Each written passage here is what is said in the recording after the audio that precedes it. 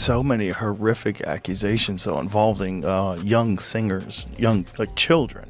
Yeah, it's disgusting. It's insane. He makes R. Kelly look like a decent guy. Yeah. It's so crazy. It is crazy. And meanwhile, the guy was like hanging out with Oprah. We talked about this last time. He had the Lamborghini for a day or two, and he had access to the house, and he knows better than to be talking about the things that he does with Big Brother Puff on national television. Joe Rogan wasn't cracking jokes or firing off wild stories. He sat there, heavy silence surrounding him, shaking his head in disbelief. This wasn't the Joe his audience was used to. This was a man stunned into sadness. He had just learned details about what Justin Bieber had gone through under Diddy's shadow, and the weight of it pressed down like a storm cloud. It wasn't funny. It wasn't entertaining. It was heartbreaking. Joe, a man who built his career on speaking raw truth, could barely find the words. And this wasn't just a random conversation. This was Joe Rogan, a voice millions trusted, finally sitting down to confront what Diddy had done to Justin Bieber. The story that had been whispered for years was now undeniable, and Joe wasn't angry in this moment. He was sad. Sad for Justin, sad for the industry, sad that a kid with so much talent had been caught in the web of a man like Diddy. You ever seen the movie 48 Hours? Right now, he's having 48 hours with Diddy, him and his boy. They're having the times of their lives, like you know, where we hanging out and what we doing. We can't really disclose. Oh, how do you not be crazy? And good luck when you're older. You know, Justin Bieber had a post the other day on his Instagram talking about all the drugs that he did when he was younger and how much it fucked him up. And now he's got a relationship with the Lord, and he's got, you know, he's married, and he's trying to be a normal person. Yeah. But he's struggling with the fact that he was insanely famous when he was a kid. Yeah. But here's where the story takes a darker turn. Joe began recounting how Justin's early career was supposed to be about music, passion, and growth. Instead, it became about control, power, and manipulation. Every time Diddy's name came up, Joe's voice dipped lower. Almost as if he couldn't believe he was saying it out loud, he compared it to a nightmare hidden in plain sight. An empire built not on creativity, but on exploitation. What made Joe's sadness hit even harder was the fact that Justin was only a teenager when all of this began. Joe reminded his audience that Justin wasn't just a superstar, he was still a kid who should have been protected, not paraded around as a trophy for Diddy. The thought of it weighed on him. He kept repeating one phrase, "This should never have happened." We had seen these videos of Justin Bieber being handed over to him at age 15. Great job. Great job. And for his weekend with Diddy camp. I mean, we don't know, but it certainly looks like Justin Bieber is still suffering the fallout from whatever happened to him as he was coming up the ranks of the music world. It really doesn't seem worth it. I mean, I'd love to hear more from his camp about what's real, because it's clear he's suffering. We just don't know from what. And what mother out there would give her 15-year-old boy over to a grown man who's in the rap industry for a weekend with Diddy camp without other adult supervision? What's up, man? You good? I'm good. How are you? All right, young brother, everything's good? Everything's Selling great. out arenas and everything? Yeah. Starting to act different, huh? You ain't been calling me and hanging out the way we used to hang out. Well, I mean, you try to get in contact with me, you know, through all my, partners and whatnot. Mm-hmm. But you never really got my number, so. Correct. Okay. My number? Yeah. I'm gonna tell you my number. Yeah. But Joe's sadness wasn't just for Justin. It was for the bigger picture. He saw how the music industry had looked the other way. He pointed out how executives, managers, and so-called friends let this dynamic continue for years because they were all too scared or too greedy to step in. Joe painted a picture of an industry where people turned a blind eye while a kid was put in dangerous situations, all because Diddy held the power.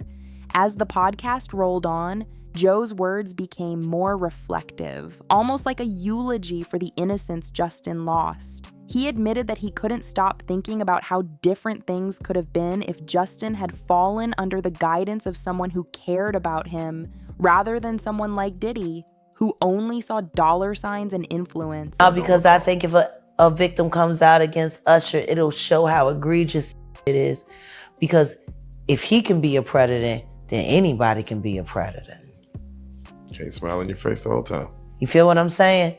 Like, people look at Usher, they don't see that. They not seeing the victim. They not seeing that boy that got rushed to the hospital. They not seeing what the intentions was in his heart when he took Justin Bieber there. Oh. Let's be honest. He took Justin Bieber there. Diddy had been trying to get to Bieber for a minute. And his management was backing him off. But it wasn't until Usher took over management and had guardianship and gave temporary guardianship to the diddler for 48 hours. Think about that. What's going on with you guys? Are you working together? I'm not. I mean, I think that we become friends in a strange way, you know. Like Robin Big. Yeah, it's like exactly. I'm big and you're Robin. Yeah. No, I mean, to a lot of us, he's like a little brother. You know what I'm saying? He's not afraid to call and ask for advice. He's somebody that, in the industry-wise, the record industry is a strong family, and he's somebody that, you know, we definitely have our arms around, and we want to protect him because he's such genuinely a nice person besides his talent. You know what I'm saying? He's one of the greatest kids that you could ever know. The sadness in Joe's voice grew deeper when he described how Justin carried himself years later. The tattoos, the sudden changes in behavior, the public meltdowns. It all made sense when you traced it back to those early years under Diddy's control. Joe said it wasn't rebellion, it was survival. Justin wasn't trying to shock the world, he was trying to cope with the scars of what he'd been through. But Joe wasn't just mourning what happened, he was calling it out. He said that Diddy had built an empire on the backs of others using charm, fear, and manipulation. And the fact that someone as big as Justin Bieber had been caught in that web showed just how dangerous Diddy's reach really was. If Justin wasn't safe, who was? Say this about Justin Bieber. When people hear about him going insane, like, of course he's going insane. You have no idea what it would be like to be him and to be 17 years old. And girls literally trying to break into his house. They're coming down chimneys. They're flying in on parachutes. They're doing anything they can. They just want to be around him. You want him to be Justin. normal? Oh, man, poor guy. Months ago, I was really struggling mentally and emotionally, and just there was so many things that were adding up, and I wasn't able to enjoy any of the things that I owned. That stuff's not gonna matter to you. None of the actual things did anything because I was so hurt and I was so confused and I was so sick and there was all these things, and I was like, I can't, you know, there's like, you just can't, like you said, you can't enjoy the actual physical, tangible, like, things. Moved to New York City, and I lived with Sean Puffy Combs for a year. That's the crazy thing. Now, that was L.A. Reid's idea, right? We're sending you over to something called Puffy Flavor Camp. There you go.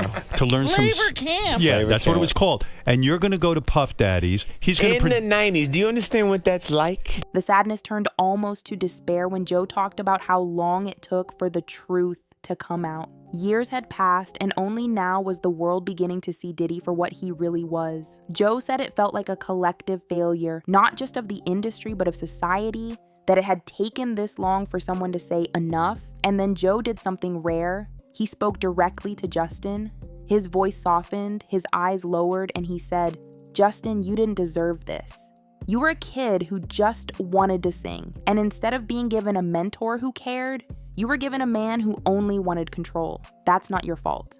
That moment wasn't about ratings or podcast views. It was raw, unfiltered compassion. It was Joe Rogan, the guy known for being tough and unshakable, breaking down because he could see the pain Justin carried. Anyways, I want to also just show you this montage. This is a montage that was shared by Evie Magazine. They do great work on their TikTok of Justin Bieber, again, just 15 years old, in Hollywood, surrounded by a bunch of adults. And you let me know if any of this registers to you as normal. Take a listen.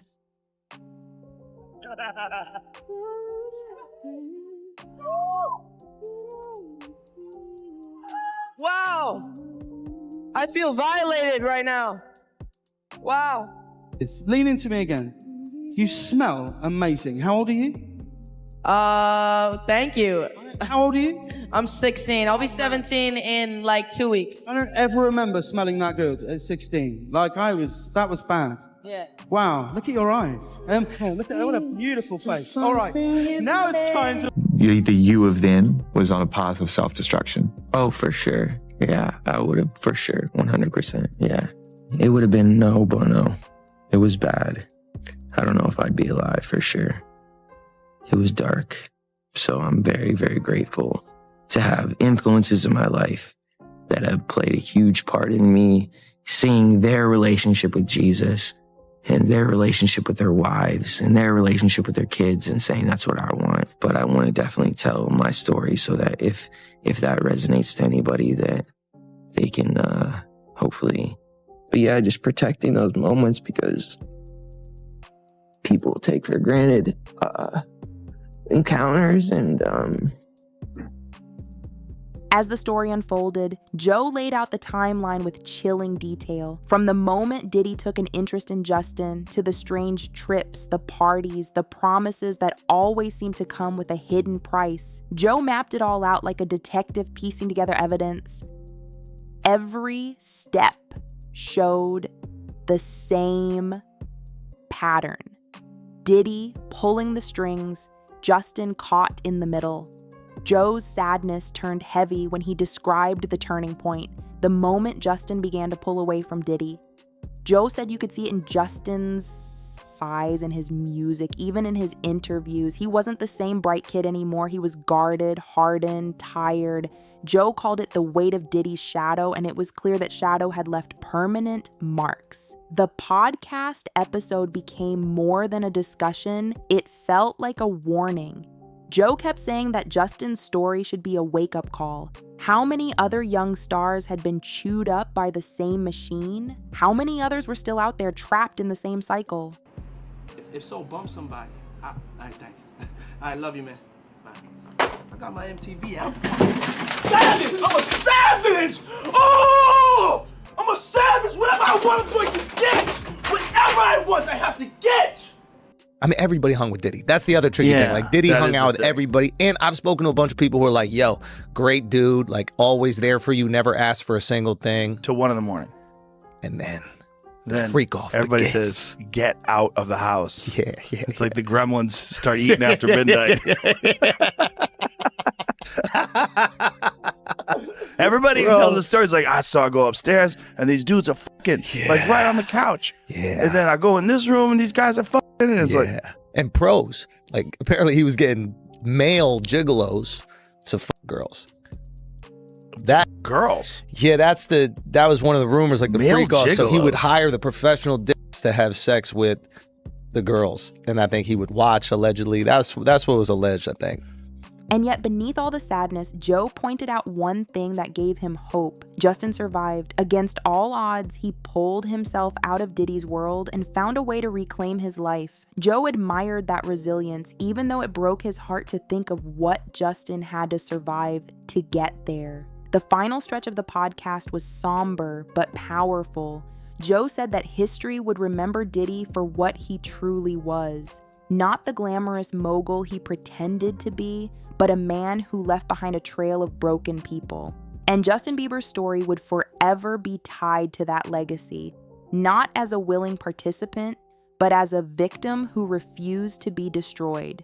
Joe ended the episode with a long pause. He didn't crack a joke, didn't change the subject.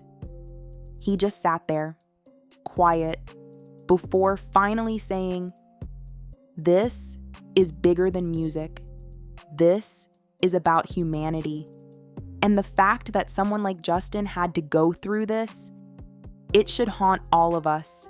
The screen faded, the mics went silent, but the sadness lingered. Joe Rogan had just done what few in the industry had the courage to do. He pulled back the curtain, spoke the truth, and reminded the world that behind every headline, every superstar, there's a human being who deserves better than what Diddy gave Justin Bieber. And that truth, spoken not with anger but with sorrow, was impossible to forget.